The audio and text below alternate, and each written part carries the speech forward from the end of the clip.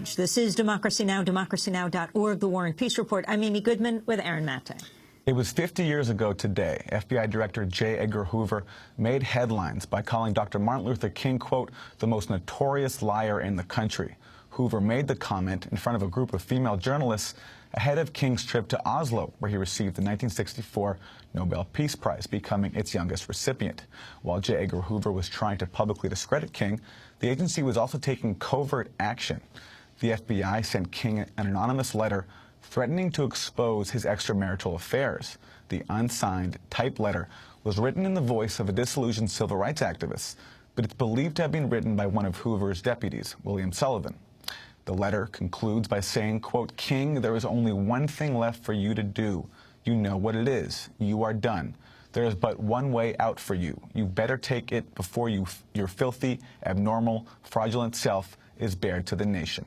One paragraph of the letter hints an audio tape accompanied the letter.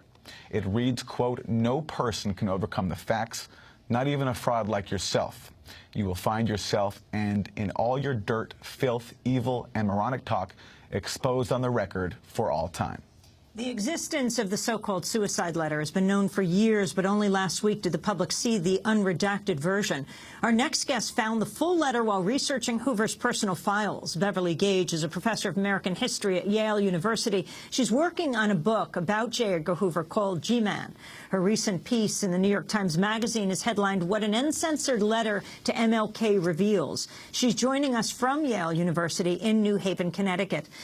Professor Gage, welcome to Democracy Now! Tell us exactly what you found and how you found it. Well, as you mentioned, I'm writing a biography of J. Edgar Hoover, and this summer I was in Washington doing some research at the National Archives. And at the National Archives, they now have a pretty full edition, or copies of Hoover's official confidential files, which were sort of the secret files that he kept in his own office. And most of them are about major public figures. These have been turned over from the FBI to the National Archives, so you have them sitting there now. And I was going through them really as part of my research for Hoover, not expecting that this letter would be there. I, of course, knew about the letter. It's one of these really famous documents from both the civil rights movement and the history of the FBI. And so my jaw sort of dropped when I saw this unredacted version just sitting there in the National Archives. So tell us exactly what it said. It's a very threatening letter. It has sort of two pieces to it. One are these kind of vague threats that you mentioned. King, you've got to do something. You've got to take action. You're a fraud. Take yourself out of public life. And then most of it is actually about his sex life and is about these kind of over-the-top, really racially charged, very graphic accusations about extramarital affairs, about orgies, and the implication is that all of this is on the tapes that accompanied the letter, and that whoever is sending this letter has more information where all of that comes from, and they're threatening to expose it. And can you talk about the context here, why the FBI, Hoover especially, was targeting King, and what surveillance tactics they employed in going after him?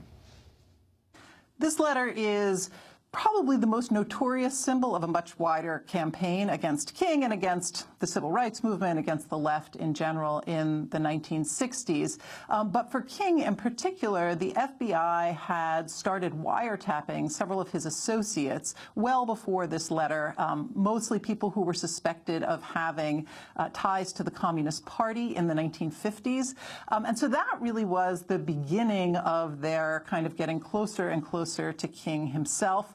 By 1963, right after the March on Washington, the Bureau had grown very alarmed about King's growing influence, and they began to bug his hotel rooms while he was on the road, and they began to wiretap his home and his office.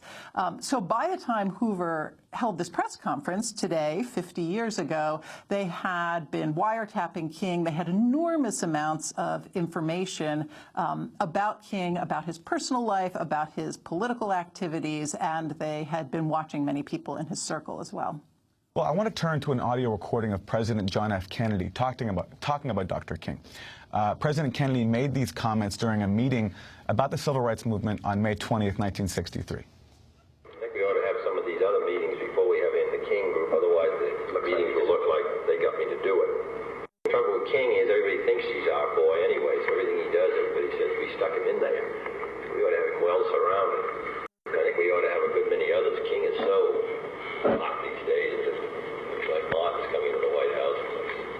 I'd like to have some southern governors or mayors or businessmen in first, and my program should have gone up the hill first.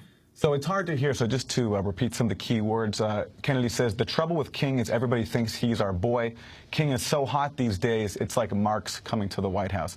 When we talk about FBI surveillance of Dr. King, J. Edgar Hoover is sort of the face of it, and that's justifiable. But he had authorization. He had authorization from President Kennedy and President Kennedy's brother, Robert F. Kennedy, the Attorney General, who signed the wiretap order. Kimberly, can you talk about how the Kennedys were involved in targeting Dr. King?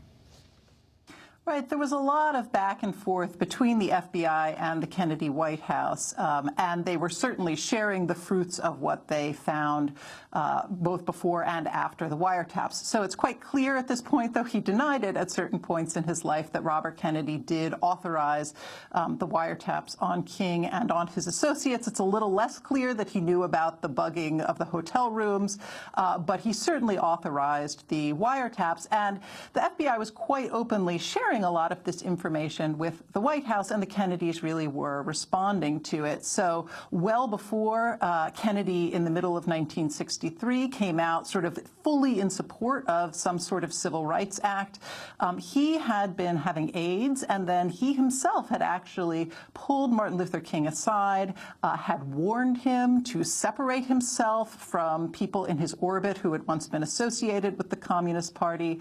The FBI thought some of them were still secret members of the Communist Party, or maybe even Soviet spies, and the Kennedys were very, very responsive to that sort of information. And the Kennedys were also part of a Democratic Party that was very reliant on the votes of the Solid South at this point. They were very politically cautious around civil rights, and so between these kind of secret information that's being passed and then these political concerns, they were really very cautious about their relationship with King.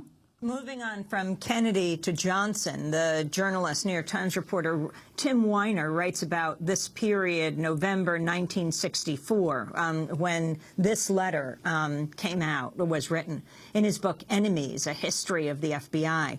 Weiner writes, Hoover held a highly unusual press conference, calling a group of women reporters into his office and proclaiming that King was the most notorious liar in the country. LBJ, conferring with FBI Director DeLoach 2 days later, expressed a degree of sympathy of Hoover's position. LBJ said he knows Martin Luther King. He went on with a low chuckle. I mean, he knows him better than anybody in the country. Professor Gage.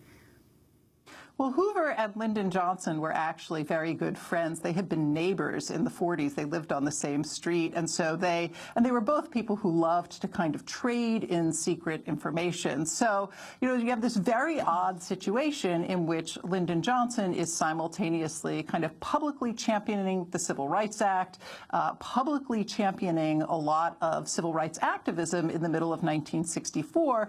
But in these much more private conversations, they're making jokes about King, particularly about his extramarital affairs, which the FBI had really started finding out about in sort of 63, 64. This is the kind of gossip that certainly Lyndon Johnson, Deke DeLoach, who you mentioned, and Hoover himself liked to share. So you have a real disconnect both on the part of the FBI, but also on the part of the White House between what it is that they are saying publicly during these years and what it is that they're talking about in private. Well, after J. Edgar Hoover called Dr. King, quote, the most notorious liar in the country, a reporter asked him for his response. This is a clip. Dr. King, what is your reaction to the charges made by J. Edgar Hoover? Well, I was quite shocked and surprised to learn of this statement from Mr. Hoover questioning my integrity. And very frankly, I don't understand what motivated the statement. So that was Dr. King. Professor Gage, can you talk about what King did when he received this letter? It was actually after he came back from Oslo, right? Was he alarmed by it? Did they understand who it was from?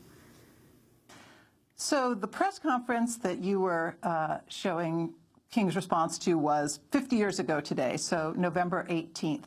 And right after that is when the FBI actually sent off the letter and the tape. And however, King didn't get it until about a month and a half later. And between that moment, there are a couple of things that happened. The first is that Hoover and King actually had sort of a public, oh, sorry about that, really, we're getting along now, sort of public meeting in Hoover's office. King went off, he received the Nobel Peace Prize, and when he came back, he found this letter and this tape waiting for him. He knew almost immediately when he received it that it was not just some anonymous person sending him this package, but he recognized pretty quickly, as did an inner circle of his confidants, that this has come from the FBI. He understood it as a threat.